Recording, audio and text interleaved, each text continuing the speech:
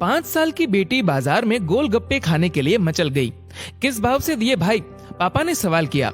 गोलगप्पे वाले ने जवाब दिया, 10 रुपए के 8 दिए साहब। पापा को मालूम नहीं था गोलगप्पे इतने महंगे हो गए हैं। जब वे खाया करते थे तब तो 5 रुपए के 10 मिला करते थे। पापा ने जेब में हाथ डाला, 15 रुपए बचे थे।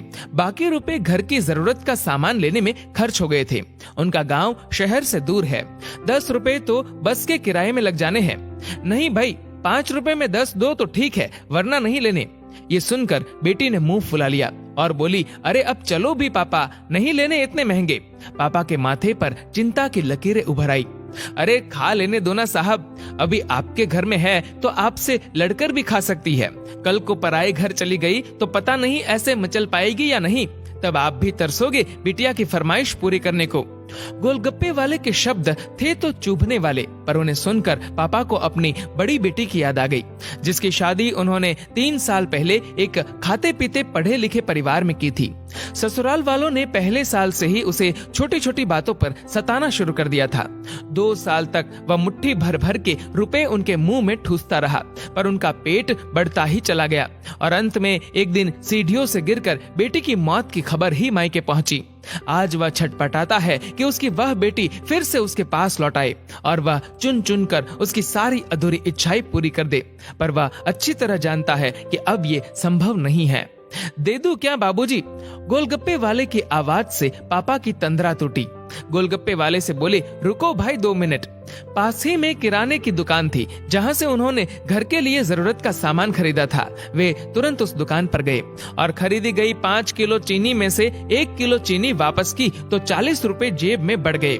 फिर ठेले पर आकर पापा ने डबडबाई आंखें पोंछते हुए कहा, अब खिला दे भाई। हाँ, तीखा जरा कम डालना, मेरी बिटिया बहुत नाजुक है। ये सुनकर 5 वर्ष की गुड़िया जैसी बेटी की आंखों में चमक आ गई और उसने पापा का हाथ कसकर पकड़ लिया। जब तक बेटी हमारे घर है उसकी हर इच्छा जरूर पूरी करे, कोशिश करे उसे हर संभव खुशी देने की। क्या पता शादी के बाद उसकी कोई इच्छा पूरी हो पाए या ना हो पाए। ये बेटियां भी कितनी अजीब होती है, जब ससुराल में होती है तब मायके जाने को तरसती है, सोचती है कि घर जाकर माँ को ये बताऊंगी, पापा से ये मांगूंगी, बहन से ये कहूंगी, भाई को सबक सिखाऊंगी और मौज मस्ती करूंगी। लेकिन जब सच में मायके जाती है तो एकदम शांत हो जाती है, किसी से कुछ भी नहीं बोलती, बस माँ बाप भाई बहन से गले मिलती है, बहुत खुश होती है, भूल जाती है कुछ पल के लिए पति और ससुराल, क्योंकि एक अनोखा प्यार होता है मायके में, एक अजीब कशिश होती है मायके में। ससुराल में कितना भी प्यार मिले, माँ बाप की एक मुस्कान को तरसती है ये बेटियां।